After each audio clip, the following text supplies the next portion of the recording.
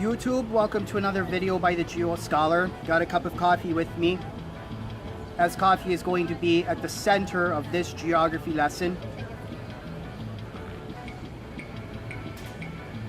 This is going to be about the coffee culture and the coffee economy of New Orleans. Oh, by the way, I'm not in New Orleans right now. I'm in Marietta, Georgia. I'm at a place called Cool Beans Coffee Roasters. Good coffee place. If you're ever in the city of Marietta, go to Marietta Square and check this place out. Shout out to them. They got a good coffee range here. So many good stuff here. Now, the coffee culture of New Orleans is a very old coffee culture, very distinguished coffee culture. It dates back to the founding of the city.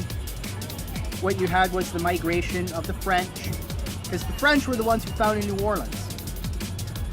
And with that French culture being brought over via migration, you have that diffusion of the coffee culture into New Orleans. And that coffee culture has grown, and it has become a very big part of the city of New Orleans today. And then you also have the location of New Orleans. It's located in the far south of the United States on the Mississippi River just before it empties into the Gulf of Mexico. For this reason, New Orleans has a deep water port. And being so far south, New Orleans has a very good access to markets in Latin America. New Orleans has long been the main port in which a lot of tropical fruit from places like Honduras were brought in.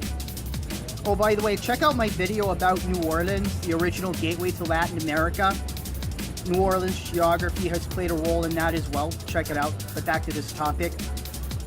Coffee being such a big crop in many parts of Latin America, New Orleans is not that far off compared to other American cities. So, location-wise, New Orleans is in a very good spot. You would have a lot of coffee imports coming from the Caribbean and from South America that would be brought into New Orleans. And New Orleans would be a major place where coffee imports are handled. Today, New Orleans handles 28 to 30% of the United States coffee imports, making it the #1 city in terms of handling coffee imports. And geography plays a big role in it. You have location, you have transportation geography, and then the coffee culture itself, that has to do with the human geography aspect, the migration, and the cultural diffusion. I hope you think about coffee in a very different way, about the geography of coffee and how places develop coffee cultures and how they become places where, coffee imports are a big part of the economy there. Hope you enjoyed it. Don't forget to leave a comment, like, and subscribe.